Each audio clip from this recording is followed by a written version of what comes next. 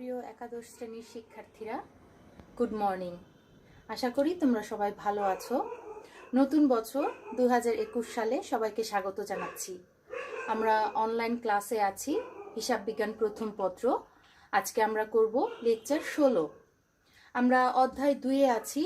আশা করি সবাই তোমরা বইটা নিয়ে প্রিপেয়ার্ড আছো। অধ্যায় 2, হিসাবের বইসমূহ। এই অধ্যায় থেকে গত ক্লাসে আমরা যে টপিকটা পড়েছিলাম সেটা ছিল আমাদের হিসাব চক্র। হিসাব চক্র নিয়ে আমরা আলোচনা করেছিলাম, বিভিন্ন ধাপ শিখেছিলাম লেকচার 15-তে। আজকে আমরা এই অধ্যায়ের নতুন আরেকটা অংশ শুরু করব। সেটা হচ্ছে হিসাবের প্রাথমিক বই বা জাবেদার ধারণা নিব এবং সেই সংক্রান্ত বিষয় নিয়ে আলোচনা করব। মূলত জাবেদা নিয়েই আজকে আমরা আলোচনা করব। জাবেদার ধারণা নিব, এর শ্রেণী বিভাগ নিয়ে আলোচনা করব। এটা হচ্ছে আমাদের আজকের আলোচ্য বিষয়ের প্রথম অংশ। আর তারপর আমরা আলোচনা করব জাবেদার বৈশিষ্ট্য নিয়ে, জাবেদার নমুনা ছক শিখব এবং আরেকটা বিষয় আজকে আমরা শিখব বাট্টা ও এর প্রকারভেদ। তাহলে আজকে আমরা দ্বিতীয় অধ্যায় থেকে নতুন যে অংশটা শিখতে যাচ্ছি সেটা হচ্ছে হিসাবের প্রাথমিক বই বা জাবেদা। এই জাবেদা নিয়ে আজকে আমাদের আলোচনা। তাহলে আজকের আলোচ্য বিষয়গুলো আরেকবার একটু দেখি। হিসাবের প্রাথমিক বই অর্থাৎ জাবেদা, এর ধারণা ও শ্রেণী বিভাগ, জাবেদার বৈশিষ্ট্য, জাবেদার নমুনা ছক এবং লাস্টে আমরা আজকে শিখব বাট্টা ও এর প্রকারভেদ। জাবেদা করতে গেলে আমাদের এই বিষয়টা জানতে হবে। জাবেদা থেকে খতিয়ান করতে হয়, খতিয়ান তারপর নগদান বই করা যায়। এই জন্য আমাদের এই সমস্ত ধাপগুলো করার জন্য আমাদের বাট্টা বিষয়ে জানাটা খুব জরুরি। আলোচ্য বিষয়গুলো তো বললাম, তবে আলোচ্য বিষয়গুলোর সাথে সাথে তোমরা তোমাদের খাতায় HW গুলো একটু টপিকগুলো লিখে রাখো। HW টপিকগুলো তোমরা বাসায় যে বিষয়গুলো স্টাডি করবে এই অধ্যায় থেকে টপিক নাম্বার 2.15 জাবেদার উদ্দেশ্য, ওগুলো তোমরা নিজেরা পড়বে। 2.16 জাবেদার গুরুত্ব প্রয়োজনীয়তা পড়বে। 2.20 জাবেদাভুক্ত করার নিয়মাবলী, ভেরি ইম্পর্টেন্ট, আমি লিখে দিয়েছি। এই বিষয়গুলো রিডিং করলে তোমরা বুঝতে পারবে। নবম দশম শ্রেণীতে তোমরা পড়ে এসেছো, এই নিয়মটাও তোমরা পড়ে এসেছো। আমি কোনো ক্লাসে এটা আলোচনা করছি না, কারণ হচ্ছে যখন তোমরা এই বিষয়টা পড়তে যাবে তখন দেখবে বিষয়টা তোমাদের জানা। কারণ প্রিভিয়াস কোনো একটা ক্লাসে লেনদেনের ডেবিট ক্রেডিট নির্ণয় করার যে নিয়মাবলী আমি তোমাদের শিখিয়েছি, সেই নিয়মের উপর ভিত্তি করে মূলত এই টপিকটা। তার আগে পরে কিছু নিয়ম আছে, সেগুলো তোমরা রিডিং পড়লেই বুঝতে পারবে, নমুনাও দেখে রাখবে। আর 2.22-এ কতিপয় লেনদেনের জাবেদা দাখিলা এরকম নিয়ম করে দেয়া আছে, উদাহরণের মতো সমাধান করে দেয়া আছে অনেকগুলো। এগুলো তোমরা একটু পড়ে রাখবে, কারণ এগুলো ক্লাসে আলোচনা করার মতো বিষয় না। হয়তো যখন প্রয়োজন পড়বে তখন আমরা এই টপিকে ফিরে যাব বা আলোচনা করব, কিন্তু এগুলো তোমরা নিজেরা পড়লেই বুঝতে পারবে। এই জন্য টিচারের বোঝানোর প্রয়োজন হবে না, বই আছে, বই থেকে তোমরা ভালো করে বুঝতে পারবে। তাহলে HW গুলো একটু উঠিয়ে রাখো। আর আমি আজকের ক্লাসের যে আলোচ্য বিষয়গুলো আছে সেগুলো নিয়ে আজকে আলোচনা করছি। আমাদের প্রথম আলোচ্য বিষয় যেটা, সেটা হচ্ছে হিসাবের প্রাথমিক বই জাবেদা, এর ধারণা ও শ্রেণী বিভাগ। HW আশা করি তোমরা উঠিয়ে নিয়েছো, আমি মুছে দিচ্ছি।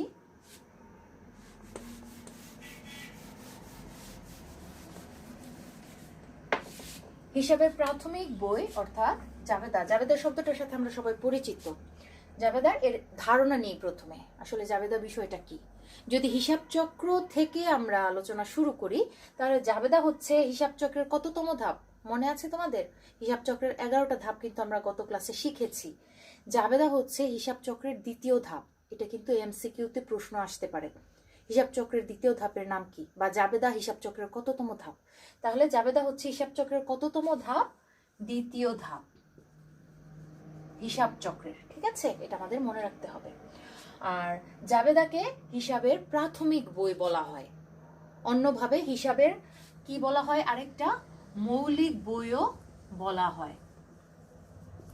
হিসাবের মৌলিক বইও জাবেদাকে বলা হয়। তাহলে হিসাবের প্রাথমিক বই বা মৌলিক বই কাকে বলা হয়? জাবেদাকে। জাবেদা হিসাব চক্রের কততম ধাপ? দ্বিতীয় ধাপ। এবার আমরা দেখবো আসলে জাবেদা বিষয়টা কি।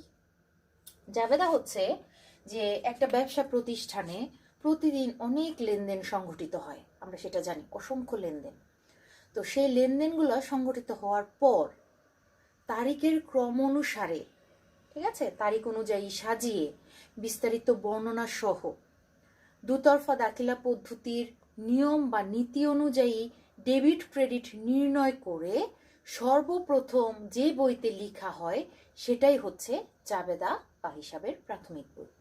তাহলে আরেকবার বলি, জাবেদা বিষয়টা কি বা জাবেদা বইটা কি বা হিসাবের মৌলিক বই বা হিসাবের প্রাথমিক বই কাকে বলা হয়? ব্যবসা প্রতিষ্ঠানের লেনদেন সংগঠিত হওয়ার পর সেগুলো তারিখের ক্রমানুসারে সাজিয়ে দুতরফা দাখিলা পদ্ধতির নীতি অনুযায়ী ডেবিট ক্রেডিট নির্ণয় করে বিস্তারিত বর্ণনা সহ সর্বপ্রথম যে বইতে লেখা হয় তাকে জাবেদা বলা হয়। আমার এই কথাটা আরো সংক্ষেপে তোমাদের বইতে লেখা আছে, সেখান থেকেও পড়ে নিবে। তাহলে জাবেদার ধারণা আমরা অলরেডি পেয়ে গেছি। আর জাবেদার কিছু শ্রেণী বিভাগ আছে, আমরা শ্রেণী বিভাগের নামগুলো দেখব, শিখব। শ্রেণী বিভাগটা কেন করা হয়? জাবেদাতেই যদি লেনদেনগুলো বিস্তারিত বর্ণনা সহ তারিখের ক্রমানুসারে ডেবিট ক্রেডিট নির্ণয় করে লেখা হয়, তাহলে আবার শ্রেণী বিভাগের দরকার কি? শ্রেণী বিভাগটা অবশ্যই দরকার, কারণ বড় বড় ব্যবসা প্রতিষ্ঠানে প্রতিদিন অনেক অনেক লেনদেন সংঘটিত হয়, যেগুলো একটা জাবেদা বইয়ের মধ্যে লিখে রাখলে সেখান থেকে বিভিন্ন ধরনের লেনদেন খুঁজে পেতে সমস্যা হয়ে যেতে পারে। তো এজন্য জাবেদাকে কতগুলো শ্রেণীতে বিভক্ত করা হয় বিভিন্ন নাম দিয়ে।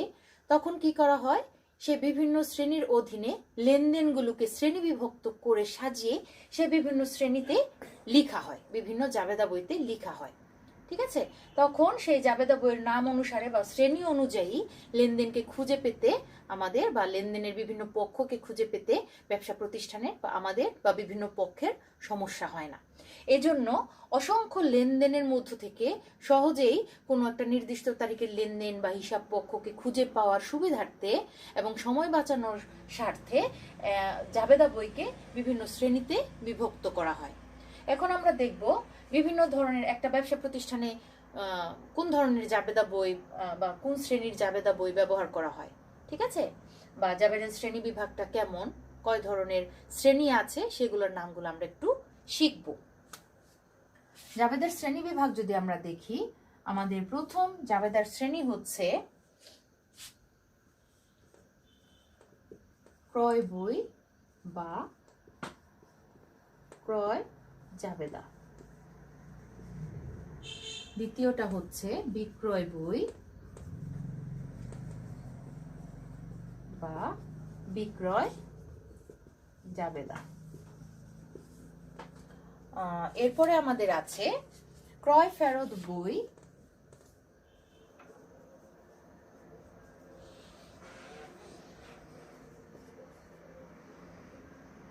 বা ক্রয় ফেরত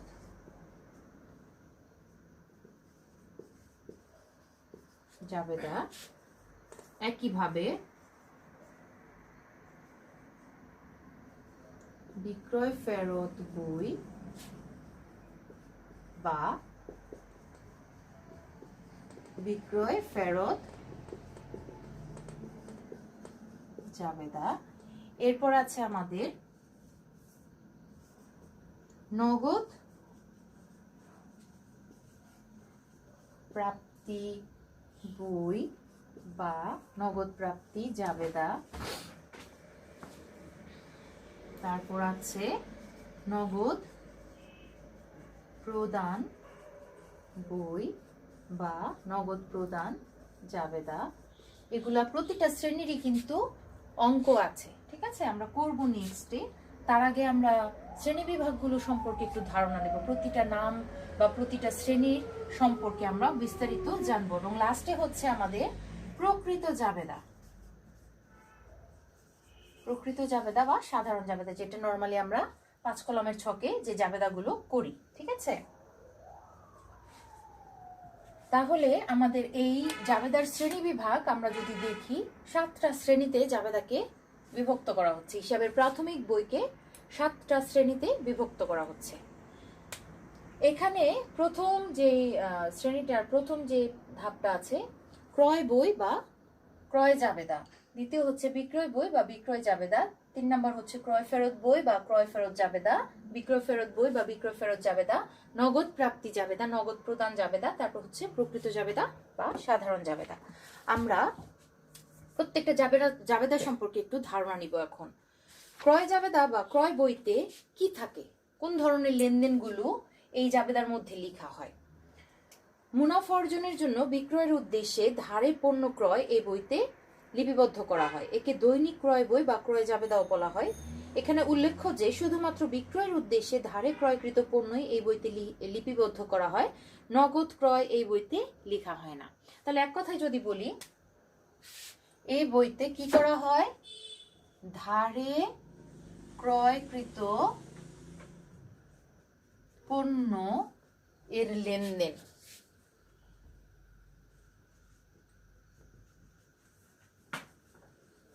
ঠিক আছে। বিক্রয়ের উদ্দেশ্যে ধারে ক্রয়কৃত পণ্যের লেনদেন বা ধারে ক্রয়কৃত পণ্য সংক্রান্ত লেনদেন কোথায় লেখা হয়, ক্রয় বই বা ক্রয় জাবেদায় লেখা হয়। একটা জিনিস খেয়াল করো, প্রথম কথা হচ্ছে ধারে কিনতে হবে, দ্বিতীয় কথা হচ্ছে পণ্য কিনতে হবে। ধারে ক্রয়কৃত পণ্যের লেনদেনগুলো কোথায় লেখা হয়, ক্রয় বইতে লেখা হয়। এবং ধারে কখন ক্রয় করলে লেখা হয়, যদি বিক্রয়ের উদ্দেশ্যে ধারে ক্রয় করা হয়। বিক্রয়ের উদ্দেশ্যে যদি আমরা কোনো আসবাবপত্র বা কোনো সম্পত্তিও ক্রয় করি, বিক্রয়ের উদ্দেশ্যে হলেই কিন্তু তখন সেটাকে পণ্য হিসাবে ধরা হয়। তাহলে ধারে ক্রয়কৃত পণ্য যে বইতে লিপিবদ্ধ করা হয় অর্থাৎ বিক্রয়ের উদ্দেশ্যে, সেটা হচ্ছে ক্রয় জাবেদা বা ক্রয় বই। নগদ কোনো ক্রয় সংক্রান্ত লেনদেন কিন্তু এখানে আসবে না, নগদ ক্রয় সংক্রান্ত কোনো বিষয় এই বইতে লেখা যাবে না। তাহলে এক কথায় বলি, ধারে পণ্য ক্রয় সংক্রান্ত লেনদেন যে বইতে লিপিবদ্ধ করা হয় তাকে ক্রয় বই বা ক্রয় জাবেদা বলা হয়। একইভাবে বিক্রয় বই বা বিক্রয় জাবেদা, বিক্রয় জাবেদা এখানে কি করা হয়, বিক্রয় জাবেদায় ধারে পণ্য বিক্রয় এই বইতে লিপিবদ্ধ করা হয়। একে দৈনিক বিক্রয় বই বা দৈনিক বিক্রয় জাবেদাও বলে। শুধুমাত্র বিক্রয়ের উদ্দেশ্যে ক্রয়কৃত বা উৎপাদিত পণ্য ধারে বিক্রয় করলে এই বইতে লিপিবদ্ধ করা হয়। ব্যবহারযোগ্য কোনো কিছু ধারে বিক্রয় করলে এই বইতে লেখা হয় না। নগদ বিক্রয়ও এই বইতে লেখা হয় না। তাহলে ধারে ক্রয়কৃত পণ্য সংক্রান্ত লেনদেন যেমন ক্রয় বইতে লেখা হয়, বিক্রয় বইতে একইভাবে ধারে বিক্রয় সংক্রান্ত লেনদেনগুলো এই বইতে লেখা হয়। তাহলে ধারে পণ্য বিক্রয় সংক্রান্ত লেনদেন, ধারে পণ্য বিক্রয় সংক্রান্ত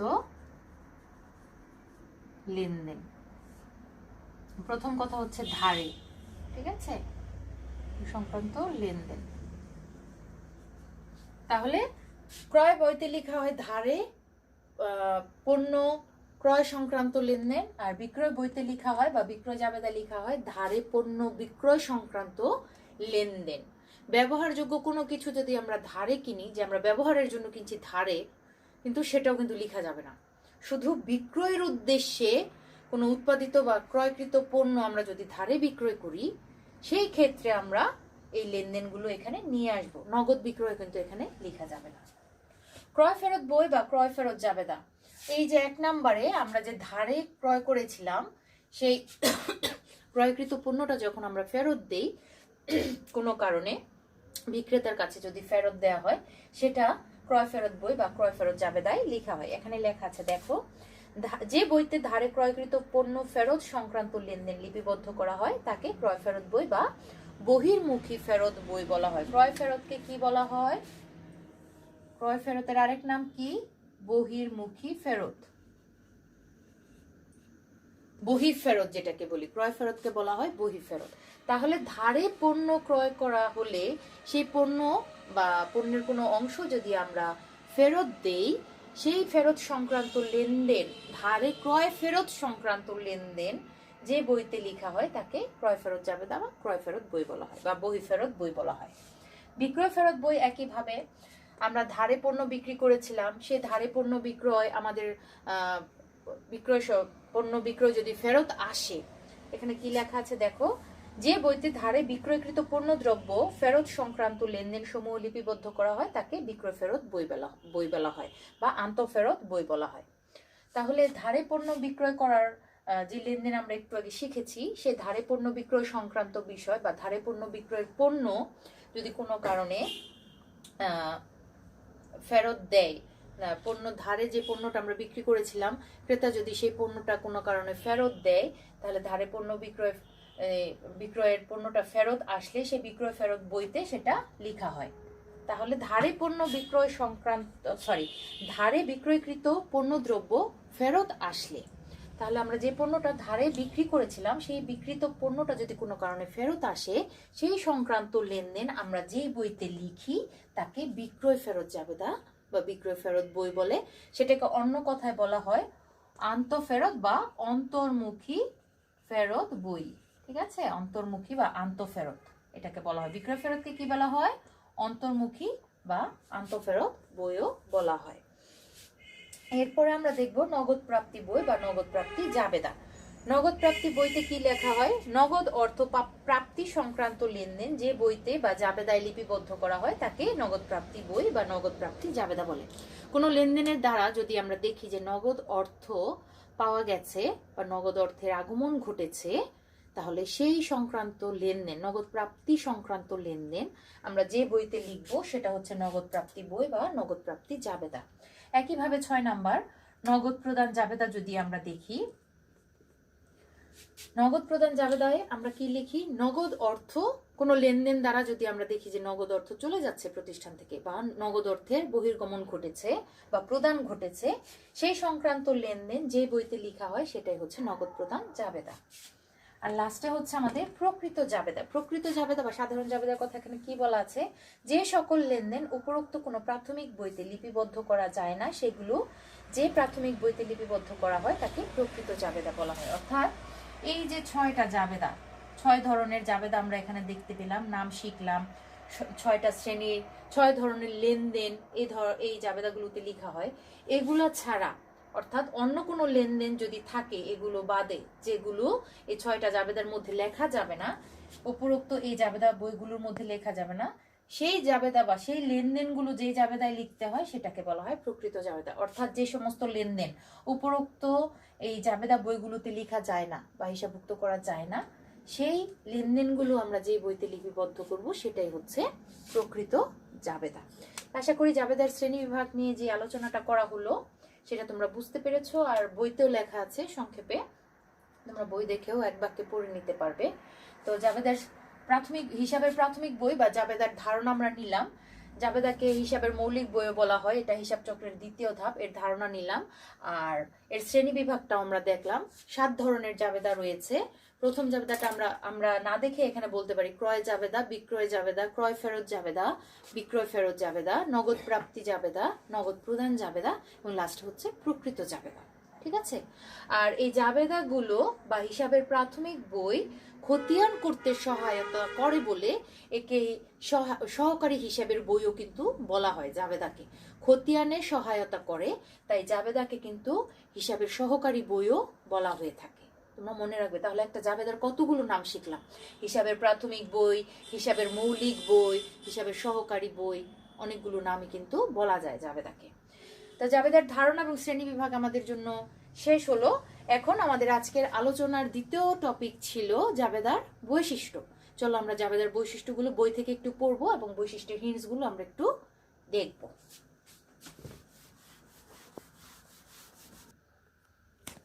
জাবেদার বৈশিষ্ট্যগুলো আমরা দেখি। জাবেদার বৈশিষ্ট্য 1 নম্বর হচ্ছে মূল বই বা প্রাথমিক বই। জাবেদাকে হিসাবের মূল বই বা প্রাথমিক বই বলা হয় কারণ লেনদেন সংগঠিত হওয়ার পর সর্বপ্রথম জাবেদাতেই লিপিবদ্ধ করা হয়, তাই একে প্রাথমিক বই বলা হয় বা মূল বই বলা হয়। দৈনন্দিন বই। জাবেদাকে হিসাবের দৈনন্দিন বই বলা হয় কারণ লেনদেন সংগঠিত হওয়ার পর দৈনিক ভিত্তিতে জাবেদায় কিন্তু লেনদেনগুলোকে লিপিবদ্ধ করা হয়। অর্থাৎ যেদিন লেনদেন সংগঠিত হয় সেদিনই কিন্তু জাবেদায় সেটা লিপিবদ্ধ করা হয়ে থাকে। তারপর 3 নম্বর হচ্ছে সময়ানুক্রমিক। জাবেদায় তারিখের ক্রম অনুসারে অর্থাৎ তারিখ অনুযায়ী পর সাজিয়ে সময়ানুক্রমিকের ভিত্তিতে কিন্তু লেনদেনগুলো লিপিবদ্ধ করা হয়। 4 নাম্বার দ্বৈত সত্তা। জাবেদায় প্রত্যেকটা লেনদেনের দ্বৈত সত্তা বিশ্লেষণ করে লেনদেনগুলোকে লিপিবদ্ধ করা হয়। অর্থাৎ দুতরফা দাখিলা পদ্ধতির নিয়ম অনুযায়ী প্রত্যেকটা লেনদেনের ডেবিট ক্রেডিট পক্ষ বিশ্লেষণ করে জাবেদায় লিপিবদ্ধ করা হয়। 5 নাম্বার হচ্ছে সহকারী হিসাবের বই। জাবেদায় লেনদেনগুলো লিপিবদ্ধ করা হলে সেখান থেকে যদি খতিয়ান করতে যাই তাহলে খতিয়ান করাটা সহজতর হয়। এই জন্য জাবেদাকে খতিয়ানের সহকারী বইও বলা হয়। 6 নম্বর হচ্ছে ব্যাখ্যা লিপিবদ্ধ। জাবেদায় প্রত্যেকটা লেনদেন তারিখের ক্রমানুসারে সাজিয়ে ডেবিট ক্রেডিট বিশ্লেষণ করে লেখা হয় এবং প্রত্যেকটা লেনদেনের কিন্তু বিস্তারিত ব্যাখ্যা দেয়া থাকে। ঠিক আছে, ডেবিট ক্রেডিট বিশ্লেষণ করা হয় এবং তার তারিখ অনুযায়ী সেটা লেখা হয় এবং প্রত্যেকটা লেনদেনের প্রত্যেকটা পক্ষ যে এখানে নির্ণয় করা হলো তার বিস্তারিত বর্ণনাও দেয়া থাকে। 7 নাম্বার হচ্ছে টাকার পরিমাণ লিপিবদ্ধ। জাবেদায় কি করা হয়, প্রত্যেকটা লেনদেনের দুইটা পক্ষ বিশ্লেষণ করে লেখা হয় এবং প্রত্যেকটা পক্ষ অর্থাৎ একটা ডেবিট পক্ষ থাকে একটা ক্রেডিট পক্ষ থাকে, ডেবিট এবং ক্রেডিট পক্ষের সমপরিমাণ টাকা কিন্তু লিপিবদ্ধ করা হয় জাবেদায়। তাই টাকার পরিমাণ লিপিবদ্ধের কথাটাও এখানে বলা আছে। ডেবিট পক্ষে যে পরিমাণ টাকা লেখা হয় ক্রেডিট পক্ষেও কিন্তু সমপরিমাণ টাকা থাকে। আর 8 নাম্বার হচ্ছে নির্দিষ্ট ছকে লিপিবদ্ধ করুন। আমরা একটু আগে জাবেদার অনেকগুলো শ্রেণী দেখেছি, প্রত্যেকটা জাবেদার বা প্রত্যেকটা শ্রেণীর জাবেদার কিন্তু আলাদা আলাদা ছক আছে। তাহলে লেনদেন সংগঠিত হওয়ার পর যখন জাবেদা লিপিবদ্ধ করা হয় তা কিন্তু বর্ণনা আকারে শুধুমাত্র কোনো ফরমেশন ছাড়া নর্মালি লিখে রাখা হয় না, সেটা একটা নির্দিষ্ট ছকে নির্দিষ্ট নিয়মের ছকের মধ্যে লিপিবদ্ধ করা হয়। সাধারণত আমরা জাবেদার একটা ছক জানি, নবম দশম শ্রেণীতে পড়ে এসেছি, বা সাধারণ জাবেদার একটা ছক থাকে যেখানে 5টা কলাম থাকে, তারিখ, বিবরণ, খতিয়ান পৃষ্ঠা, ডেবিট টাকা, ক্রেডিট টাকা, এরকম একটা সাধারণ ছকে জাবেদাগুলোকে লিপিবদ্ধ করা হয়। তাহলে লেনদেনের ডেবিট ক্রেডিট বিশ্লেষণ করে সমপরিমাণ টাকা দ্বারা একটাকে ডেবিট একটা কলামে ক্রেডিট এভাবে লিখে তারিখের ক্রম অনুসারে বিস্তারিত বর্ণনা সহ নির্দিষ্ট ছকে জাবেদা বা লেনদেনগুলোকে জাবেদার মধ্যে লেখা হয়। তাহলে এগুলোই হচ্ছে জাবেদার সাধারণ বৈশিষ্ট্য। এগুলো মনে রাখলে আমরা জাবেদা সম্পর্কে সঠিক ধারণা পেতে পারি। তো বৈশিষ্ট্যগুলো তোমরা বই দেখে আরেকবার রিভাইজ করে রাখবে এবং এমসিকিউতে প্রশ্ন আসলে যেন পারো সেভাবে শিখে রাখবে। এখন আমরা জাবেদার নমুনা ছক শিখব। জাবেদার নমুনা ছক তোমাদের অনেকেই জাবেদার নমুনা ছক সম্পর্কে জানো, কারণ নবম দশম শ্রেণীতে তোমরা জাবেদা করে এসেছো।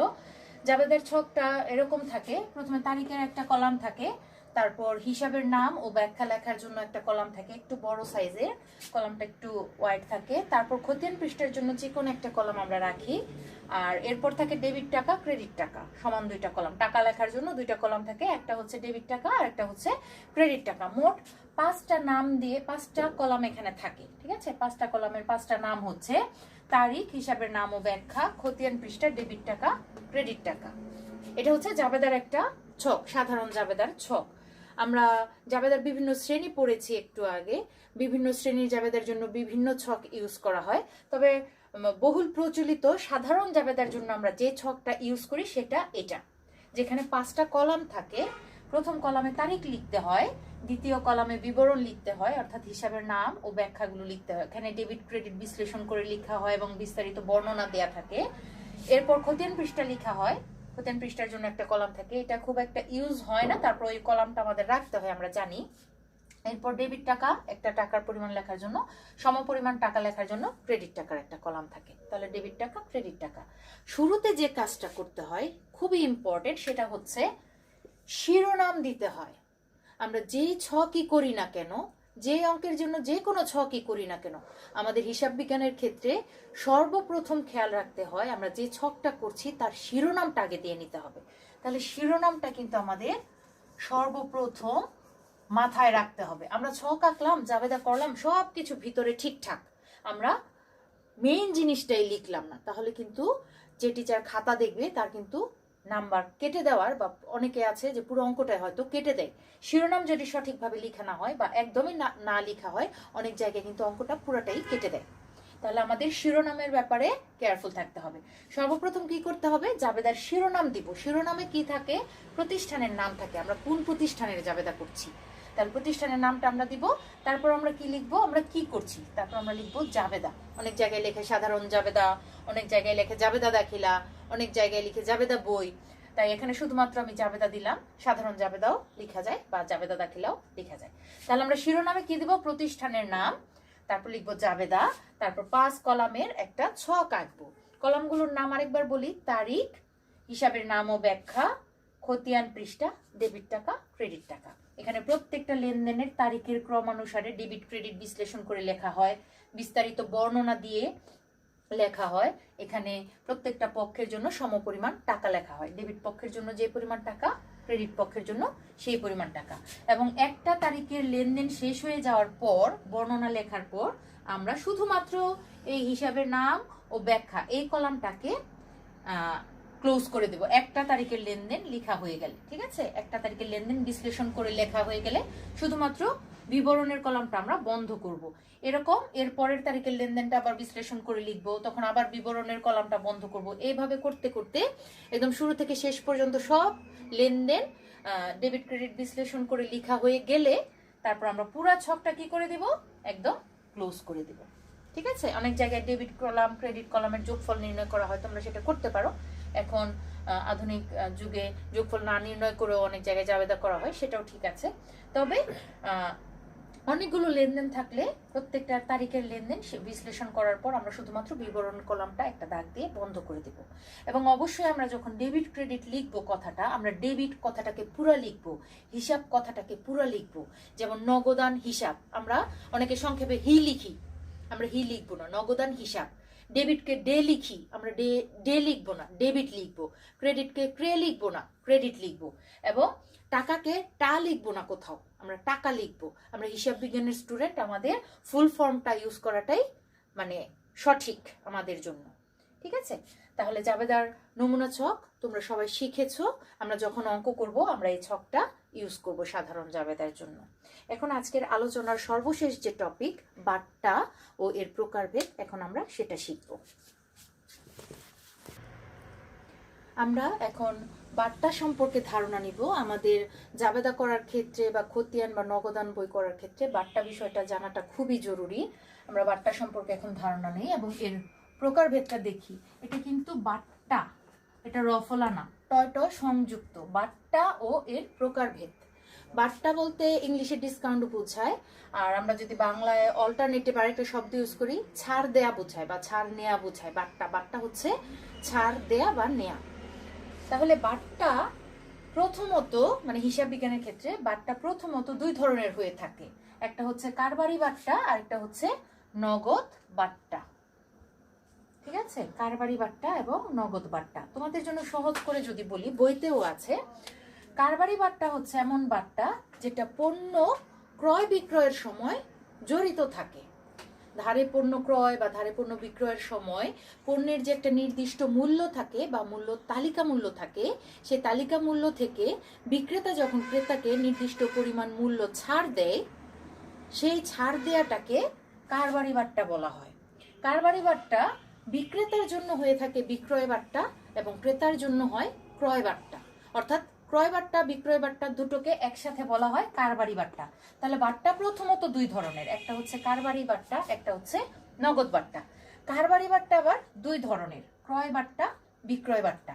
তাহলে এটা মনে রাখার একটা তোমাদের উপায় হলো, পণ্য ক্রয় বিক্রয়ের সাথে কারবারি বাট্টা জড়িত থাকে। পণ্য ক্রয় বিক্রয়ের সাথে জড়িত, এক কথায় যদি আমরা মনে রাখতে চাই কারবারি বাট্টা বিষয়টা কি, পণ্য ক্রয় বিক্রয়ের সাথে যে বাট্টা জড়িত থাকে সেটাই হচ্ছে কারবারি বাট্টা।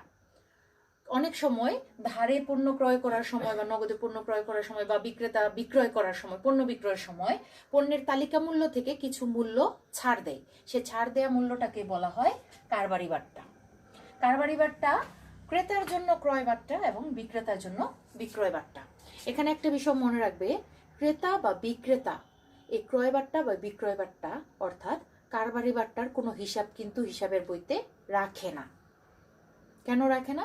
কারণ হিসাবের বইতে এই কারবারি বাট্টার শুধু চালান মূল্যে ছাড় দিয়ে দেখানো হয়, এর জন্য আলাদা জাবেদা করার কোনো এখানে উপায় নেই বা নিয়ম এখানে রাখা হয়নি। কারবারি বাট্টা জাবেদায় দেখানো হয় না বা হিসাবের বইতে রাখা হয় না, শুধুমাত্র তালিকা মূল্য বা চালান মূল্য থেকে বাদ দিয়ে দেখানো হয়। ঠিক আছে, তোমাদের বইতে এখানে সুন্দর করে লেখা আছে কারবারি বাট্টা বিক্রেতার জন্য বিক্রয় বাট্টা, ক্রেতার জন্য ক্রয় বাট্টা। ক্রেতা বিক্রেতা উভয়ই এ বাট্টার হিসাব রাখে না। চালান মোতাবেক কারবারি বাট্টা বাদে প্রকৃত যে মূল্যে ক্রয় বিক্রয় হয়েছে তাই হিসাবে লেখা হয়। সুতরাং আমরা যখন জাবেদা করব বা খতিয়ান করব, জাবেদায় আমরা কারবারি বাট্টার কোনো হিসাব দেখাবো না আলাদা করে, যে ক্রয় বাট্টা ডেবিট বা ক্রয় বাট্টা ক্রেডিট, বিক্রয় বাট্টা ডেবিট, এরকম করে আমরা জাবেদায় কোনো কিছু লিখবো না। তবে টাকার অ্যামাউন্টটা লেখার সময় তালিকা মূল্য থেকে বা ক্রয় মূল্য বিক্রয় মূল্য থেকে আমরা কারবারি বাট্টার অংশটুকু বাদ দিয়ে আমরা জাবেদায় সে টাকাটা লিখবো। এখন দেখি নগদ বাট্টা। নগদ বাট্টা হচ্ছে দেনাদার এবং পাওনাদারের মধ্যে দ্রুত দেনা পাওনা নিষ্পত্তির লক্ষ্যে নগদ অর্থের যে দেনা পাওনা মানে থেকে থাকে, অর্থ পাওনা থাকে বা অর্থ দেনা থাকে, সেই দেনা পাওনা দ্রুত নিষ্পত্তির লক্ষ্যে পাওনাদার যখন কিছু অর্থ দেনাদারকে ছাড় দেয়, অথবা দেনাদার যখন কিছু অংশ ছাড় পায়, কিছু অর্থ ছাড় পায়, অর্থাৎ নির্দিষ্ট সময়ে টাকা, যে পরিমাণ টাকা পাওনাদারের পাওয়ার কথা দ্রুত সেই পরিমাণ টাকা আদায়ের লক্ষ্যে পাওনাদার যখন কিছু মূল্য বা কিছু অর্থ দেনাদারকে ছাড় দেয়, সেটাই মূলত নগদ বাট্টা। অর্থাৎ নগদ অর্থ আদান প্রদানের সাথে যেই বাট্টা জড়িত সেটাই হচ্ছে নগদ বাট্টা। এটা কিন্তু ক্রয় বিক্রয়ের সাথে জড়িত না, এবং ক্রয় বিক্রয় বাট্টাকে কিন্তু কারবারি বাট্টা বলা হয়। এর জন্য কিন্তু হিসাবের বইতে কোনো হিসাব রাখা হয় না। দুইটা বিষয় মনে রাখবে, পণ্য ক্রয় বিক্রয়ের সাথে কারবারি বাট্টা জড়িত, এবং এই কারবারি বাট্টার জন্য আলাদা কোনো হিসাব রাখা হয় না। কারবারি বাট্টা কাকে বলা হয়? ক্রয় বাট্টা বা বিক্রয় বাট্টাকে কারবারি বাট্টা বলা হয়। নগদ বাট্টাটা সম্পূর্ণ আলাদা। নগদ অর্থ আদান প্রদানের সময় দেনাদার এবং পাওনাদারের মধ্যে দেনা পাওনার দ্রুত নিষ্পত্তির জন্য বা নগদ অর্থ আদান প্রদানের সময় যে অর্থ ছাড় দেওয়া হয় বা ছাড় পাওয়া যায়, সেই বাট্টাটাই হচ্ছে, সেই ছাড় দেওয়া অর্থটাই হচ্ছে নগদ বাট্টা। যেমন দেনাদার যদি নির্দিষ্ট সময়ের মধ্যে পাওনাদারকে তার পাওনা অর্থ পরিশোধ করতে যায়, সেক্ষেত্রে পাওনাদার যদি কিছু মূল্য দেনাদারকে ছাড় দেয়, সেই ছাড় দেওয়া মূল্যটাই হচ্ছে নগদ বাট্টা। নগদ বাট্টা দুই ধরনের হয়ে থাকে, প্রদত্ত বাট্টা, প্রাপ্ত বাট্টা। পাওনাদারের ক্ষেত্রে নগদ অর্থ আদায়ের সময় পাওনাদার দেনাদারকে যে নির্দিষ্ট মূল্য ছাড় দেয় সেটা হচ্ছে প্রদত্ত বাট্টা, কারণ সে বাট্টা দিচ্ছে, ছাড় দিচ্ছে। আর দেনাদার তার নগদ অর্থ পরিশোধের সময় কিছু ছাড় পাচ্ছে, তাহলে দেনাদারের ক্ষেত্রে সেটা প্রাপ্ত বাট্টা। তাহলে প্রদত্ত বাট্টার সাথে কে জড়িত? পাওনাদার। পাওনাদার কি দেয়? দেনাদারকে বাট্টা দেয়। আর প্রাপ্ত বাট্টার সাথে কে জড়িত? দেনাদার। পাওনাদার জড়িত আর এটার সাথে হচ্ছে দেনাদার জড়িত। তাহলে নগদ বাট্টা বিষয়টা কি?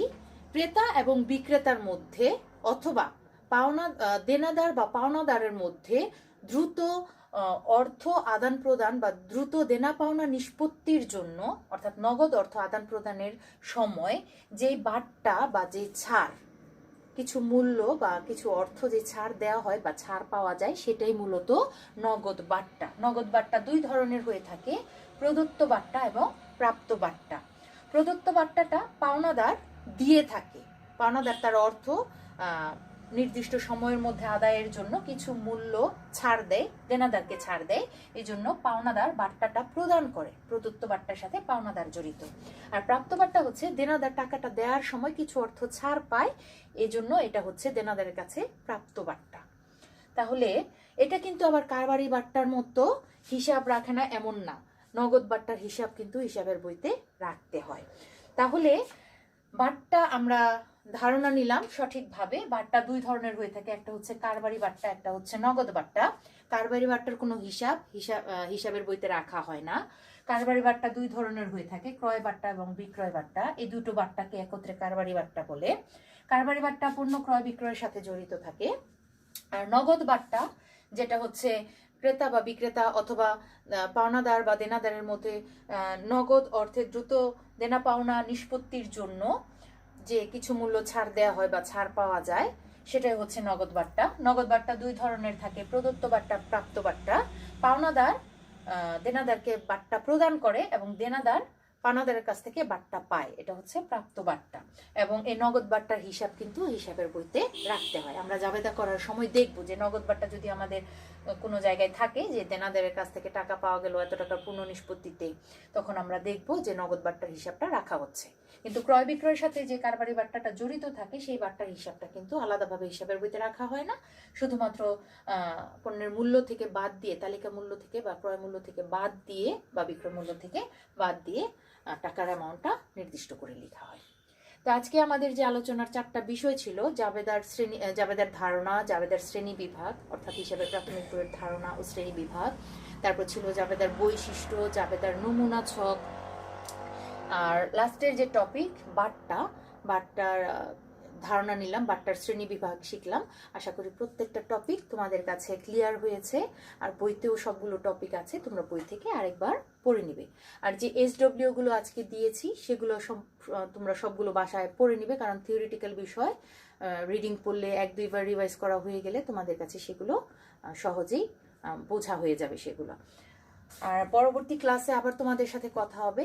লেকচার 17-তে নতুন কোনো বিষয় নিয়ে আমরা আবার আলোচনা করব। ততদিন পর্যন্ত সবাই ভালো থাকো, সুস্থ থাকো। ধন্যবাদ সবাইকে।